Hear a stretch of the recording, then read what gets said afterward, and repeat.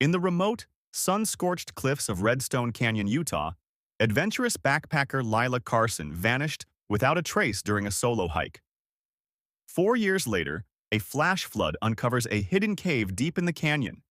Inside, melted candles glow eerily.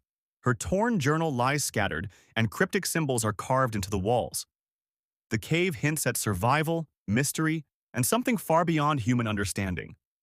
Was Lila guided, trapped, or observed by an unknown presence? Her disappearance and the cave's secrets challenge reality itself, leaving hikers and investigators questioning what truly lurks in the shadows.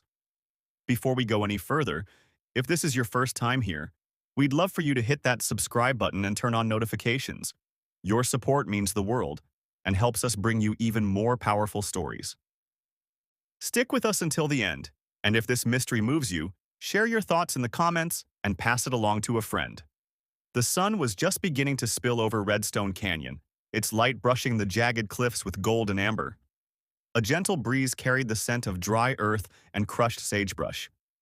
Lila Carson, 28, adjusted her backpack straps, wiped a bead of sweat from her brow, and squinted at the trail ahead. All right, she muttered to herself, glancing down at her map one last time. Her boots crunched against the gravel, echoing softly in the quiet canyon. She had planned this hike for months, a solo adventure away from the chaos of Denver. The idea of being completely alone in nature thrilled her. She could almost hear herself telling her friends later, "You wouldn't believe this place. It's unreal." Yet, as she stepped into the narrow path between two sandstone towers, an inexplicable shiver ran down her spine. She shook it off, blaming the morning chill, the thrill of anticipation, the quiet too absolute. Back at the canyon's entrance, two hikers were finishing their own trek. One leaned on a walking stick, wiping dust from his shirt. "That girl," he whispered to his friend, nodding at Lila. "She's crazy, right? Going in alone?" "Yeah, but, she's determined," the other said, squinting. "I mean, look at her. Not scared at all. Bold. Or stupid." They exchanged a glance, a mix of worry and envy, then shrugged. Lila was already gone from sight, swallowed by the winding canyon path. The first hour was uneventful. Lila paused every so often to snap photos of a sunbeam hitting a rock face just right, or the way the wind bent the shrubs along the cliff. She jotted notes in her journal, hums escaping her lips as she traced the trail. Wow, this is something else. She felt a strange kind of joy, like she'd stumbled into a secret the rest of the world didn't know existed. By mid-morning, the trail narrowed, and the canyon walls rose like towering guardians. Shadows stretched across the rocks, growing longer, darker. Lila stopped, taking a sip from her water bottle, and squinted down a side path she hadn't noticed on the map. Something about it whispered curiosity. Maybe adventure, maybe danger. What's down there? She stepped carefully, the gravel sliding under her boots. Hours passed, sunlight fading into a warm, diffused glow. She stopped to rest near a small rock outcrop, sitting on a flat stone. The wind had changed, carrying a whispery sound, like breath through the canyon walls. She froze, blinking. Maybe it was the trees. Maybe her imagination. She laughed nervously, hugging her knees. Yeah, just me in the canyon. Nothing else." Meanwhile, at the trailhead, her parents had grown anxious. Texts went unanswered. Her last message, sent that morning, was cheerful. "I found a hidden trail. We'll send pics later." Hours stretched into a tense silence. Park rangers began to murmur, passing radios between them. "No sign of her on the main trails?" one asked. "Nothing. GPS shows she's still somewhere inside, but her signal cut out hours ago," another replied. They exchanged worried looks, a shared unease creeping in. That evening, the temperature dropped sharply. Shadows pooled in every crevice. Lila stopped, shivering, and dug for her flashlight. Her hands trembled slightly as she clicked it on. The narrow path ahead looked different under the artificial light. Darker, more enclosed, almost alive. She muttered under her breath, "Okay, maybe I went too far." As night fell, the canyon's usual sounds, a distant bird, the wind, were replaced by silence. Absolute silence. She pulled her jacket tighter, hugging herself against the cold. Somewhere in the shadows, a faint movement. Or was it a trick of the light? Her pulse quickened. She whispered, "Just rocks. Just rocks."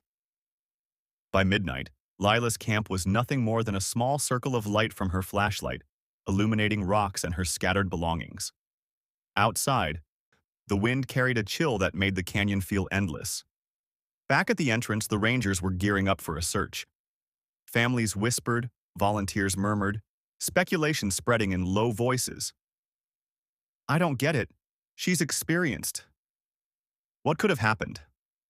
Some said she fell, some said she got lost, others hinted at a more sinister possibility.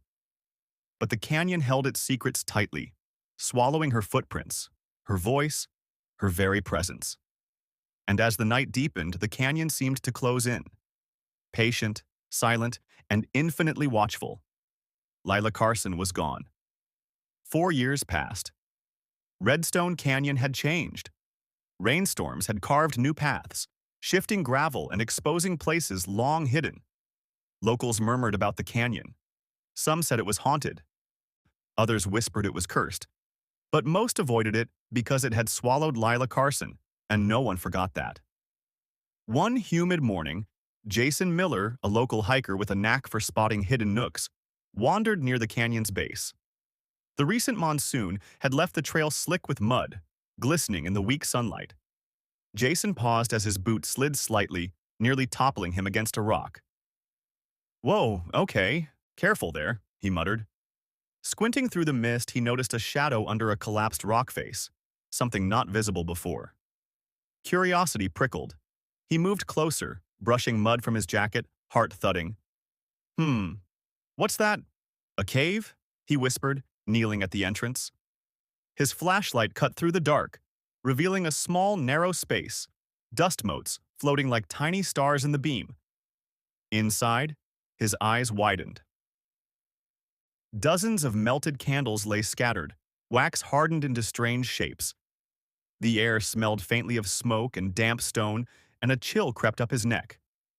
He reached in, gingerly touching the candles, noting the faint warmth, like someone had been there, recently. Jason immediately called park rangers. Within hours, rescue teams arrived, equipped with ropes, flashlights, and caution. As they cleared debris at the cave mouth, they uncovered personal items. Lila's hiking boots, a torn journal, and a water bottle. Nothing else. No living soul, but the cave felt alive. The candles seemed almost purposeful, arranged in small clusters along the walls. While some rangers whispered nervously, others debated theories. "Maybe she survived all this time," one muttered, eyes wide. "I mean, 4 years? Or someone's been here with her," another said, voice low. They glanced at each other, shuffling uneasily on the rocks. Inside the cave, Jason shone his light along the walls. Strange carvings etched deep into the sandstone caught his attention, symbols unfamiliar, almost ritualistic. He bent to examine them closer. The carvings seemed to glow faintly under the flashlight, shadows dancing across the walls, as if reacting to the light. Meanwhile, a fellow hiker whispered to another, leaning against a rock outside. "Man, I told you, she didn't just disappear. Something in that canyon. Something watches." The journal revealed a haunting story. Lila had chronicled her days in isolation, her dwindling supplies, how she rationed water, the strange nightly noises she heard.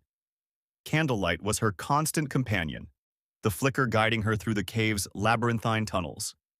She sketched the symbols along the walls, noting their appearance, sometimes describing a figure she swore she saw watching her, always from the shadows. The team found faint footprints, though uneven and partially washed away by years of flooding. How had she survived so long without food, water, or warmth? The air in the cave was cool, almost damp, and yet the wax seemed recently burned. It was impossible. Or maybe not. Rescuers exchanged uneasy glances. "Either a miracle or something else," one whispered. Word spread quickly. Journal pages and photos of the cave flooded social media. Amateur sleuths speculated online, some suggesting she had been guided by unseen hands, others claiming she'd discovered a hidden cult site deep in the canyon. People debated whether it was human or something far stranger. That night, Jason lingered near the cave, flashlight cutting arcs in the darkness.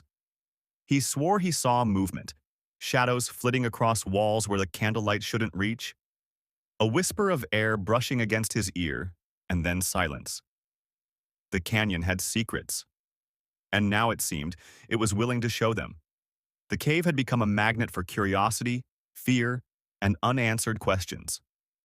Experts, paranormal investigators, and journalists arrived in waves, each stepping carefully over the uneven floor, candle wax crunching softly beneath their boots. Lila's journal had been recovered, its pages fragile, the ink smudged from years of humidity, but every word was hauntingly vivid, pulling readers into her world of isolation. Inside, investigators discovered something chilling. The cave's interior was partially sealed by fallen rocks, yet footprints appeared beyond the blockage, almost as if someone, or something, was moving around unseen. Dust lay in quiet layers, then suddenly broken. Some rangers froze, whispering to each other, "Huh, this wasn't here yesterday." Or maybe it was. Her final journal entries hinted at encounters with shadowy figures, entities she could never quite see. Candlelight was her only anchor. On some nights, she wrote, "They watch me, but I think they want me to see, to follow, or maybe to stay."